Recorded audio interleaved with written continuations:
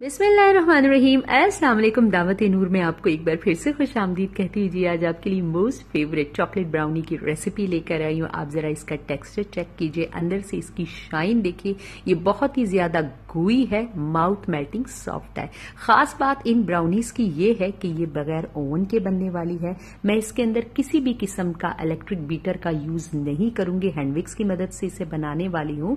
और इसके अंदर ब्राउन शुगर भी नहीं डलेगी, क्योंकि ब्राउन शुगर हर वक्त हर घर में अवेलेबल नहीं होती। इसके साथ ही आपसे रिक्वेस्ट है, अगर आप चैनल पर नए हैं तो काइंडली चैनल को सब्सक्राइब कर लीजिए, पास वाले बेल आइकन पर जरूर प्रेस कीजिएगा।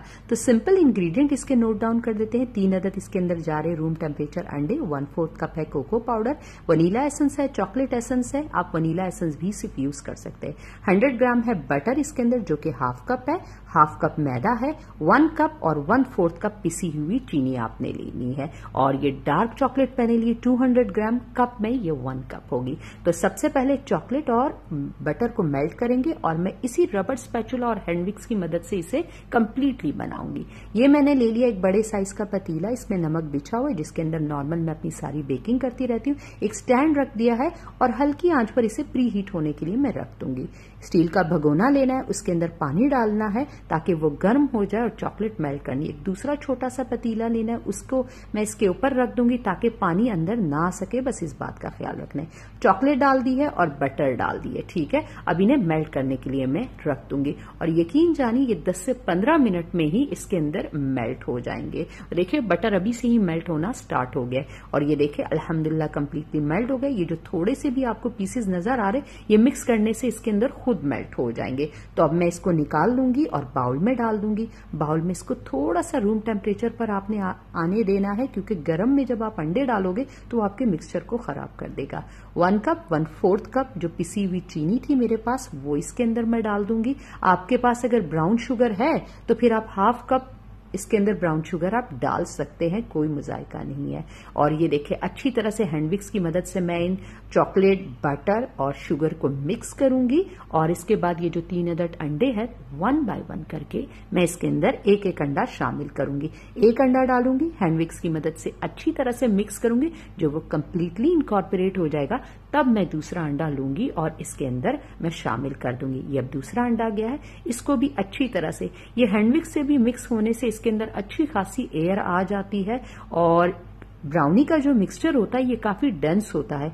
स्पंज में और ब्राउनी में काफी फर्क होता है। ये डेंस होते हैं, गुई होते हैं और इसका मिक्सचर, ये जो स्पंज प्रिपेयर होता है ये थोड़ा सा गीला गीला होता है, तो ये इनका फर्क होता है। अच्छी तरह से मैंने तीनों अंडे अब देखे इसके अंदर कर दिए हैं मिक्स और ये मिक्सचर की कंसिस्टेंसी आप देख लीजिए।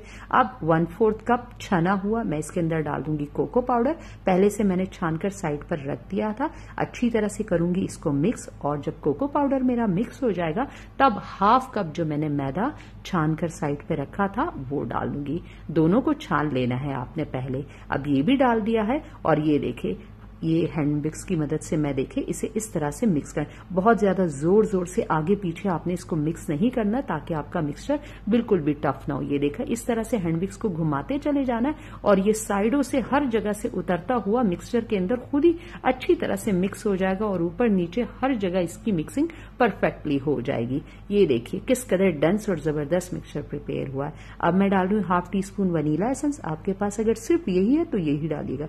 मेरे पास चॉकलेट एसेंस है इसलिए हाफ टी स्पून मैंने इसके अंदर डाल दिया है, कोई जरूरी नहीं है।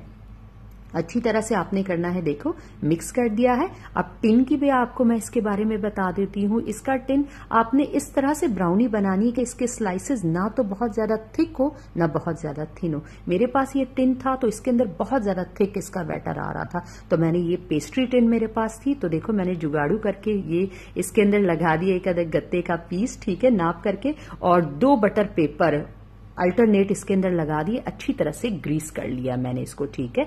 अब मैं लूंगी अपना ये जो तमाम मिक्सचर है थिक सा, ये मैं इसके अंदर डाल लूंगी और फिर मैं इसे पतीले के अंदर बेक होने के लिए तकरीबन 1 घंटा आपका तकरीबन लग जाएगा इसे बेक होने के लिए। आप देख लीजिए आपने बिल्कुल लो टू मीडियम आंच पर इसको पकने के लिए रख देना है। मिक्सचर तमाम अच्छी तरह से बाउल क्लीन करने के बाद मैं 2 से 3 दूंगी इसको टैप और फिर अब जाएगा ये मेरे ये पतीले वाले वाले ओवन में। बिलीव मी, अगर आपके पास ओवन नहीं है तो ये मत समझिएगा कि आप बेकिंग नहीं कर सकते।